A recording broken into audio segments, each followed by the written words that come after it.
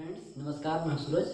जैसा कि मेरे दोस्त आप जान रहे हैं, हमारा टीजीटी पीजीटी का लेक्चर मैं दे रहा हूं आपको। और साथ में आप जान रहे हैं 2 प्रकार से लेक्चर चल रहा है, माइनर लेक्चर, मेजर लेक्चर। तो मेरे दोस्त आज पुनः एक माइनर लेक्चर है और इस माइनर लेक्चर में आपको मैं बहुत यूनिक बातें बताने वाला हूँ ब्लड से रिलेटेड। जैसे आज तक पूरे विश्व में ब्लड का सोर्स नहीं है कि आर्टिफिशियल ब्लड बनाया जा सके, और जो कुछ अवेलेबल है अभी मैं जस्ट आपको बताऊंगा कि साइंस किस पे काम कर रही है और कैसे उपलब्ध है, वो बताऊंगा। पूरी वीडियो में बने रहिए, देखिएगा। दूसरी बात मेरे दोस्त, ब्लड हमारे बॉडी में कैसे जनरेट होता रहता है ये आपको बताऊंगा।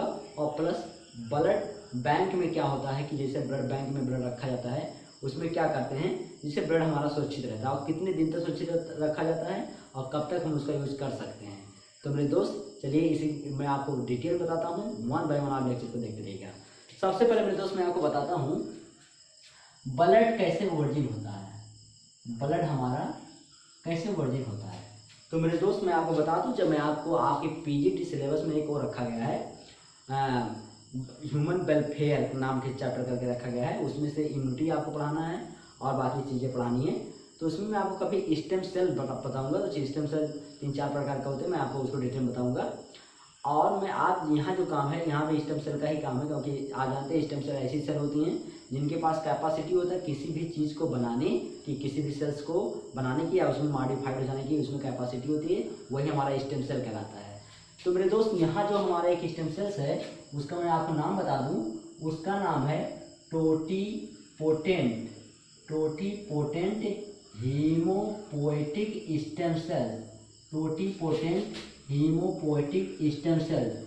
मेरे दोस्त मैं आपको बात बताना चाहता हूँ, आप लेक्चर को कंसंट्रेट होकर सीरियस होकर केवल आप ध्यान से देखें और सुने मेरे दोस्त, एक भी चीज़ नहीं छोड़ूंगा, केवल आप वीडियो को कंटिन्यूसली, और मैंने ना जाने कितने वीडियो दे रखा है माइनर लेक्चर में, मेजर लेक्चर में, उसे आपको देखना चाहिए और देखना आपको जरूरी है अगर आप TGT PGT LT biology exam में बैठने जा रहे हैं तो मेरे दोस्त यहाँ टोटिपोटेंट हीमोपोएटिक स्टेम सेल है। यही एक स्टेम ऐसा सेल है जो कि ये हमारे दैट मीन्स ब्लड कार्पसेल्स को बनाता है। अब ये नहीं डायरेक्ट बनाता है, एक बात ध्यान दीजिएगा, डायरेक्ट ये नहीं बनाता है। इसमें सर कौन है तब, ये मेरे दोस्त ट्रांसफॉर्म्ड हो जाता है। क्या हो जाता है, ट्रांसफॉर्म्ड हो जाता है। किसमें सर, तो आप बोलेंगे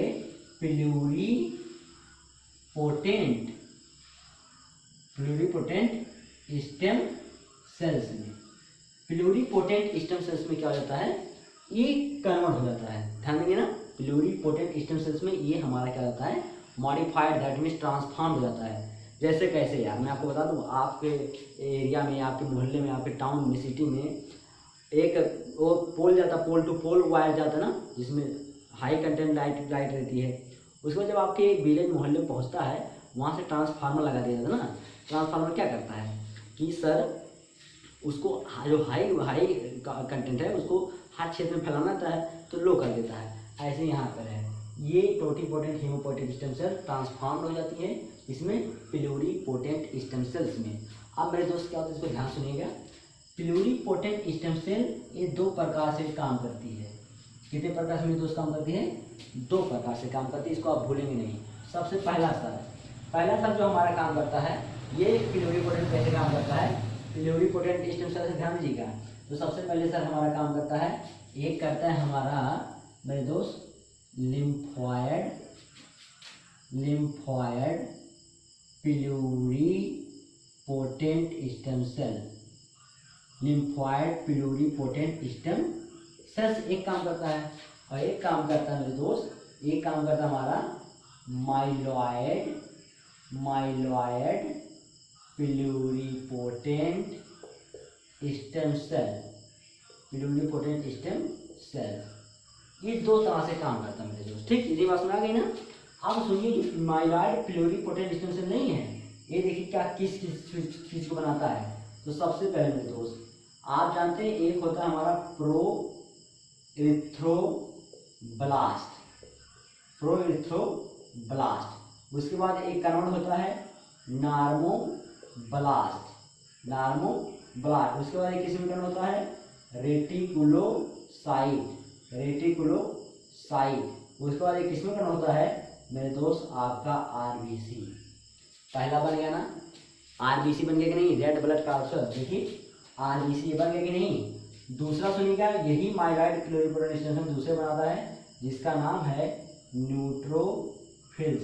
न्यूट्रोफिल्स इस पार्टिकल को भी कौन बनाता है, माइलॉइड स्टेम सेल्स। अगला मेरे दोस्त यही अगला हमारा क्यों बनाता है, इसको कौन बनाता है, तो एक बनाता है बेसोफिल। क्या बनाता है, बेसोफिल। फिर ये क्या बनाता है, योसिनोफिल।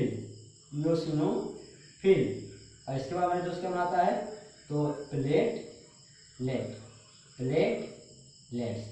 ये सारी चीजों को जो बनाता है हमारा कौन बनाता है, माइलॉइड स्टेम सेल्स। प्लेटलेट्स को, आरबीसी को, न्यूट्रोफिल्स को, बेसोफिल्स को, इओसिनोफिल्स को कौन बनाता है, माइलॉइड स्टेम सेल्स। इधर है लिम्फॉइड प्लूरिपोटेंट स्टेम सेल, दो प्रकार से काम करती है, ध्यान दीजिए मेरे दोस्त। एक ही जो होता है बोन मैरो होता है, कहाँ पे काम होता है, बोन मैरो में। और एक होता है हमारे लिम्फ थाइमस ग्लैंड में। कहाँ पे, थाइमस ग्लैंड में। ठीक, अब मेरे दोस्त जो थाइमस ग्लैंड में, अब आशा आप जान रहे हैं ये लिम्फॉइड प्लूरिपोटेंट है, इसका मतलब सर ये क्या बनाएगा, लिम्फेटिक सेल्स। ये बनाएगा लिम्फेटिक सेल्स ना, आप जान लिम्फेटिक सेल्स। तो bone marrow, thymus gland, bone marrow जो बनाती है वो बनाती है हमारी बी लिम्फोसाइट। सॉरी ये बना मैंने लिम्फोसाइट है, लिम्फोसाइट सेल ये बनाएगी बी लिम्फोसाइट। ये बनाएगा टी लिम्फोसाइट। क्या बनाएगा, टी लिम्फोसाइट बनाएगा। तो मेरे दोस्त इस प्रकार से हमारे सारे ब्लड कंपोनेंट बनते हैं। लेकिन भूलेंगे नहीं, टोटिपोटेंट हीमोपोएटिक स्टेम सेल। आप बार बार कहते हो पूरी साइंस में कहीं हीमो आ जाए उसका मतलब होता है ब्लड से रिलेटेड। अब पोएटिक में इसका होता है फॉर्मेशन, तो ब्लड के फॉर्मेशन में हेल्प करते हैं स्टेम सेल्स, वो कहलाते हैं टोटिपोटेंट हीमोपोएटिक स्टेम सेल्स। और ये ट्रांसफॉर्म हो जाएगा प्लूरिपोटेंट स्टेम सेल्स में। और ये दो प्रकार से, myeloid pluripotent stem sales, lymphoid pluripotent stem sales. तो माइलॉइड में ये सारी चीज़ें बनती हैं और लिम्फॉइड में ये सारी चीज़ें बनती हैं। मुझे आशा है आपको ये पूरा आपको याद रहेगा। अब एक क्वेश्चन वाली बात बता दूँ मेरे दोस्त। क्वेश्चन है कि सर ये प्रोसेस कैसे रेगुलेट, कौन इंड्यूस करता है, कौन रेगुलेट करता है। तो मेरे दोस्त यहाँ पे एक ग्रोथ प्रोटीन होता है, उसका नाम बता दूँ, आप एक याद करेंगे, वही कई बार पूछा गया मेरे दोस्त, इंटरल्यूसिन थर्ड। ये भूलेंगे नहीं आप, इंटरल्यूकिन थर्ड। ये इंटरल्यूकिन थर्ड जो है यही रेगुलेट करता है किसको, ये हमारे ये जो फॉर्मेशन हो रहा है ब्लड के कंटेंट का, वो हमारा रेगुलेट करता है इंटरल्यूकिन थर्ड। मुझे आशा है इतना आपको क्लियर हो गया। अब मैं आपको बताता हूँ आगे चल करके कि मेरे दोस्त वो सब क्या होता है, ध्यान से देखिएगा। अब मैं आपको इसका आगे ले चलता हूँ और क्या आपको मुझे बताना है वो ध्यान सुनिएगा। अगला मेरे दोस्त मैं आपको कुछ बता रहा हूँ, नेचुरल एंटीकागुलेंट।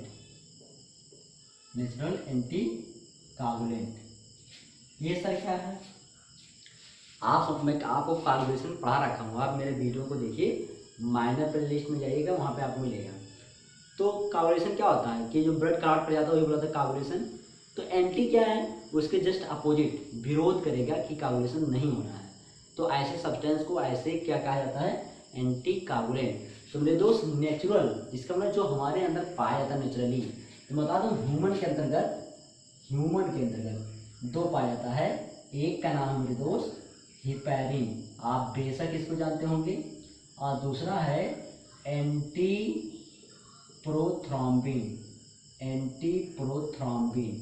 एक है हिपैरिन, एक है एंटीप्रोथ्रोम्बिन। दूसरा मेरे दोस्त आ जाइए, आप एक जानते हैं जोंक के लीच के अंतर्गत दो पाए जाते हैं। तो लीच के अंतर्गत जो पाया जाता है उसका नाम सुनिए, पहला है हिरुडिन, अगला है लैम्फ्रिडीन। तो आप भूलेंगे नहीं, हिरुडिन, लैम्फ्रिडीन डीन, ये है लीज के अंतर्गत।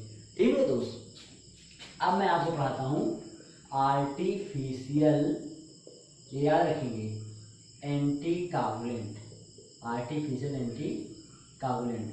सर इसमें कौन कौन आते हैं, तो मैं बोल रहा हूँ ध्यान सुनेंगे। Sodium citrate, sodium citrate, double oxalate, double oxalate, ये भूलेंगे नहीं नाम, डबल ऑक्जेलेट सोडियम सिट्रेट, ये आर्टिफिशियल एंटी कागुलेंट है, आर्टिफिशियल एंटी कागुलेंट है। अब मैं आपको ले चलता हूँ ब्लड बैंक की तरफ। क्या होता है ब्लड बैंक में, ध्यान सुनिएगा। ब्लड बैंक, आप समझ रहे, ब्लड बैंक आजकल हमारे पूरे विश्व में, मैं इंडिया की बात नहीं कर रहा हूँ, पूरे विश्व में एक बहुत बड़ी बैंक हो चुकी है। क्योंकि आप जानते हैं कि ब्लड एक ऐसा सिस्टम है, क्योंकि इसका कोई सोर्स नहीं है पूरे विश्व में। भी मैं आपको बताऊंगा क्यों नहीं ऐसा है। ये मेरे दोस्त जो होता है ना, इसलिए इसका ब्लड बैंक बना दिया गया है। और बैंक इसलिए बना दिया क्योंकि अगर ये प्रिजर्व रहेगा, ये स्टोर रहेगा, तो अगले पर्सन को तभी प्रोवाइड हो पाएगा।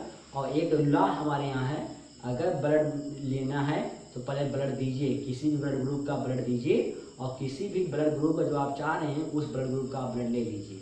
ऐसा सिस्टम है। आप कभी, आप कितना ही क्यों ना धनी हो, आपके पैसा देने से ब्लड आपको नहीं मिलने वाला है, इतना बात जान लीजिएगा। ब्लड देंगे, ब्लड आप पाएंगे, नहीं ब्लड देंगे, ब्लड आप नहीं पाएंगे।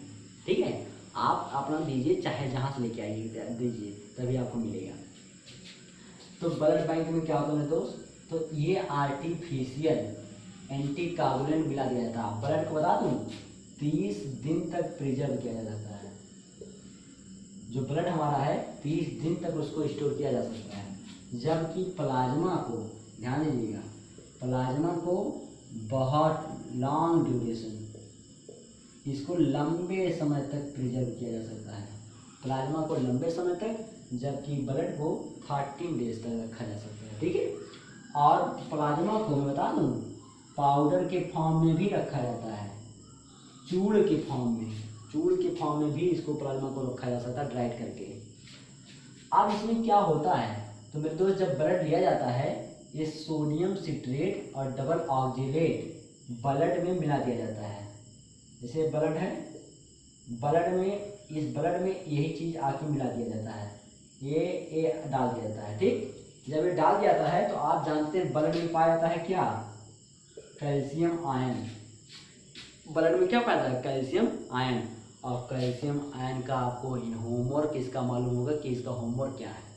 तो मेरे दोस्त कैल्शियम आयन का होमवर्क क्या है, इसका कार्य ये है खुद का घर का, कि जैसे ही इंजरी होगी तैसे ही प्रोथ्रोम्बिन भाई साहब को थ्रोम्बिन में कन्वर्ट करना है।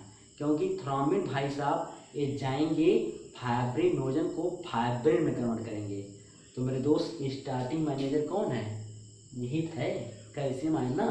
तो ये जो कैल्शियम आयन है, इसका मतलब अगर इसको व्यवस्थित कर दिया जाएगा तो ब्लड कागुलेशन नहीं होगा। तो मेरे दोस्त जब इसको आप इस ब्लड में डालते हैं इन दोनों को, तब ये देखो क्या होता है, कैल्शियम के साथ क्या बना देते हैं, ये बना देते हैं sodium, calcium citrate, calcium citrate, calcium oxalate, calcium oxalate. तो मेरे दो आप फिल करिए, सोडियम हटा, सिट्रेट के साथ कौन व्यस्त हो गया, कैल्शियम, ऑक्जेलेट के साथ कौन व्यस्त हो गया, कैल्शियम। तो मेरे दोस्त इस ब्लड में मुझे बताइए कैल्शियम रहेगा, कैल्शियम अगर फ्री नहीं रहेगा तो कैल्शियम क्या प्रोथ्रोम्बिन को थ्रोम्बिन में बदलेगा, नहीं बदलेगा, नहीं बदलेगा। तो इस ब्लड का जो यहाँ ब्लड बैंक में रखा गया, इस ब्लड को कागुलेशन होगा, नहीं होगा तो ब्लड कागुलेट नहीं करेगी। लेकिन मेरे दोस्त इसका जो लाइफ स्पैन है ब्लड बैंक में 13 डेज तक रखा जा सकता है, कितने दिन तक, 1 मंथ। उसके बाद मेरे दोस्त ये ऐसा कहा जाता है, इसका जो वो ऐसा बोलता नहीं कि खराब हो जाता है, मतलब खराब इसका मतलब ये है कि ये हमारे बॉडी में फंक्शन मतलब ये नहीं कर पाएगा जैसा होना चाहिए, एक नॉर्मल ब्लड का जैसा रहता है। तो 13 डे के पहले तो इसका रहता है, लेकिन उसके बाद वाला वो उस तरह से नहीं काम करता है।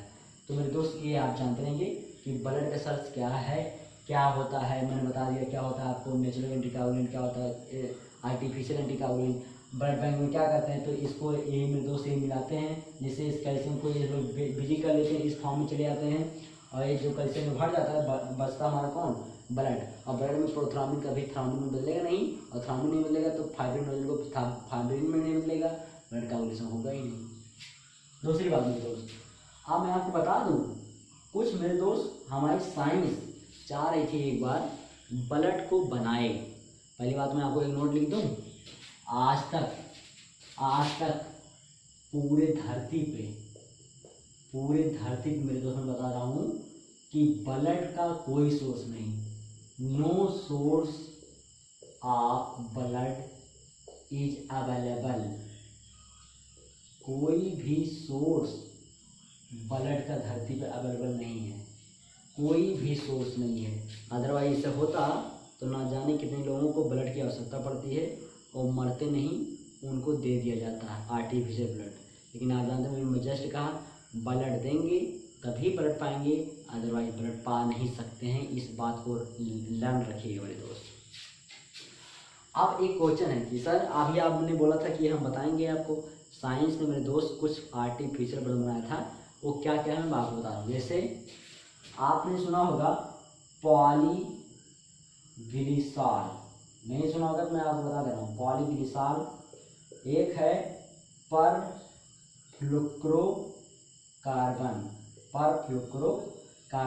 तो मेरे दोस्त जो ये सब हैं ये आर्टिफिशियल ब्लड के कंटेंट हैं, आर्टिफिशियल ब्लड के ये कंटेंट है, ठीक। अब इसको क्या हुआ, इसमें सर क्या किया गया, तो अच्छा एक और बता दूँ, पॉलीग्लिसरॉल परफ्लुक्रोकार्बन, एक है पॉलीविनाइल पायरोलिडान, ये तीसरा है। तो इसको लर्न रखिएगा, ये आर्टिफिशियल ब्लड के सोर्स हैं, जो कि आर्टिफिशियल ब्लड की तरह काम होता है। लेकिन मेरे दोस्त जानते क्या होता है, जब बॉडी में डाला गया तो ये यूरिन के माध्यम से मूत्र के माध्यम से धीरे धीरे निकल जाता है इसका कंटेंट। इसका मतलब मेरे दोस्त हमारे बॉडी में इसका भी लाइफ टाइम तक ये यूज काम नहीं कर सकता है। तो जब काम नहीं कर सकता तो हमारे विश्व में, हमारे ब्लड में, हमारे बॉडी में ब्लड का कोई सोर्स ही नहीं है मेरे दोस्त। जो वही नेचुरल है रेड बोन मैरो, अभी मैं आपको जस्ट पढ़ाऊँगा मेरे लेक्चर में, सुधा आप देखेंगे हो, लिम्फ ग्लैंड्स, इसके अलावा आपका लीवर, आपका यॉर्क सैक, इसके अलावा स्प्लीन, ये सब हैं जो अंग हैं, हीमोपोइसिस जिसमें होता है, ये सब कुछ आ गया ना मेरे दोस्त। तो ये जानते रहेगा। मुझे आशा है कि आपको ये वीडियो से आपको बहुत ज्ञान मिला होगा।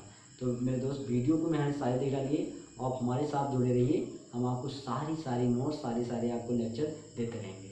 वीडियो तो देंगे आप बहुत